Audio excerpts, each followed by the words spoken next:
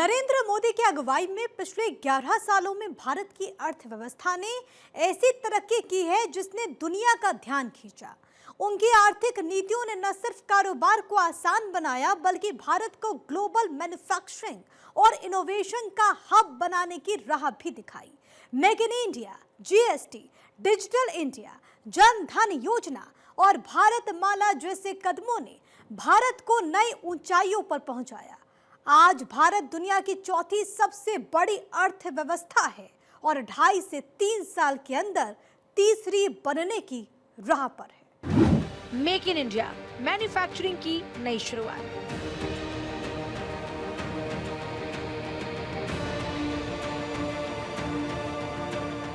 दो 2014 में जब प्रधानमंत्री मोदी ने मेक इन इंडिया की शुरुआत की तो इसका मकसद था भारत को मैन्युफैक्चरिंग का ग्लोबल हब बनाना।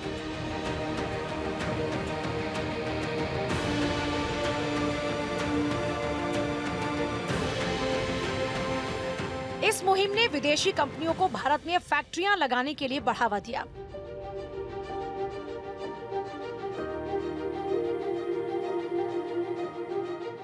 ऑटोमोबाइल, इलेक्ट्रॉनिक्स, डिफेंस और टेक्सटाइल जैसे सेक्टर्स में निवेश बढ़ा।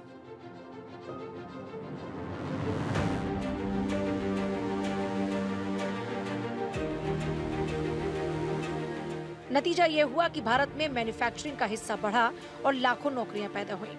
इस कैंपेन ने भारत को ग्लोबल सप्लाई चेन में अहम जगह दिलाई।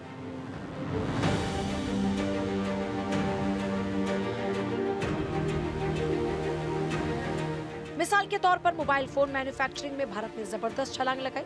2014 में जहां भारत में सिर्फ 2 मोबाइल मैन्युफैक्चरिंग यूनिट्स थे, वहीं 2023 तक ये संख्या 200 से ज्यादा हुई। आज भारत दुनिया का दूसरा सबसे बड़ा मोबाइल फोन मैन्युफैक्चरर है।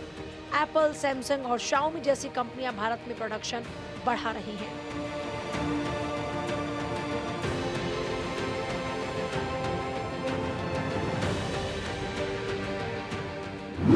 ईज ऑफ डूइंग बिजनेस ने बनाया कारोबार को आसान। प्रधानमंत्री मोदी की नीतियों ने कारोबार को आसान बनाने में अहम रोल अदा किया। 2014 में भारत वर्ल्ड बैंक की ease of doing business ranking में 142वें स्थान पर था। सरकारी प्रक्रियाओं में देरी, कागजी कार्रवाई, भ्रष्टाचार की वजह से कारोबार शुरू करना मुश्किल था। मोदी सरकार ने इस दिशा में कई सुधार किए। Online permit system, single window clearance और टैक्स प्रक्रियाओं को आसान बनाया। नतीजा ये हुआ कि 2019 तक भारत की रैंकिंग 63 तक पहुंच गई, जो एक बड़ी उपलब्धि थी।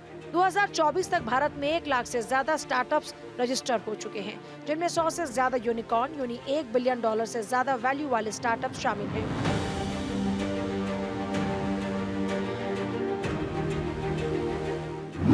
One nation one tax.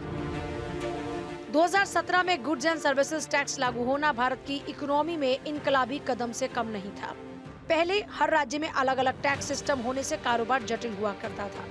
GST ने इसे खत्म कर वन नेशन वन टैक्स की नींव रखी। इससे कारोबारियों को टैक्स फाइल करना आसान हुआ और माल की ढुलाई सस्ती।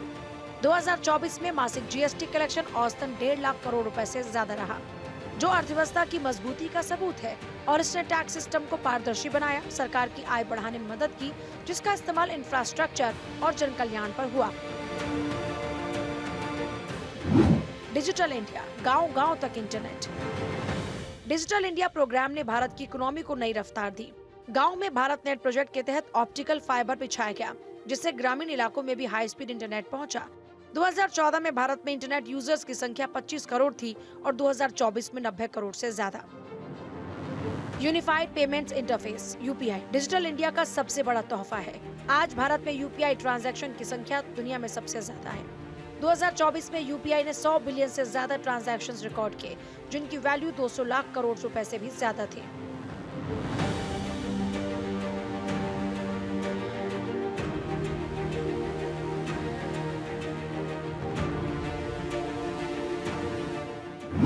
जन धन योजना, हर गरीब का बैंक खाता।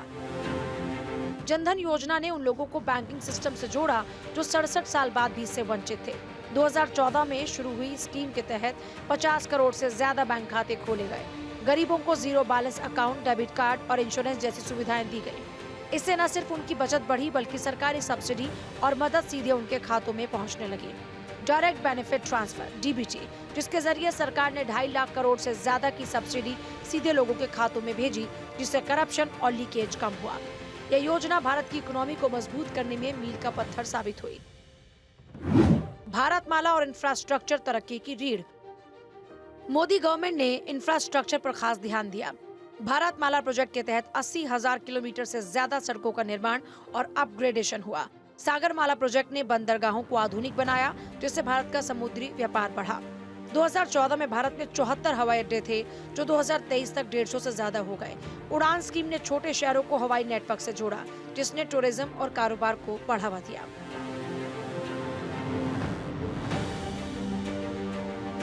दिल्ली मुंबई एक्सप्रेसवे और गंगा एक्सप्रेसवे जैसे प्रोजेक्ट्स ने कनेक्टिविटी को और बेहतर बनाया। इन इंफ्रास्ट्रक्चर प्रोजेक्ट से न सिर्फ अर्थव्यवस्था को रफ्तार दी, बल्कि लाखों लोगों को रोजगार भी दिया। डिफेंस सेक्टर में लहराया भारत का परचम। 2014 से पहले भारत अपने ज्यादातर हथियार विदेशों से खरीदता था, जिससे खर्चा ज्यादा हुआ करता था। मोदी सरकार ने मेक इन इंडिया के तहत डिफेंस मैन्युफैक्चरिंग पर जोर दिया। Tejas fighter jet, Arjun tank, INS Vikrant जैसे प्रोजेक्ट्स ने दिखाया कि भारत अब अपनी ताकत को खुद बना सकता है।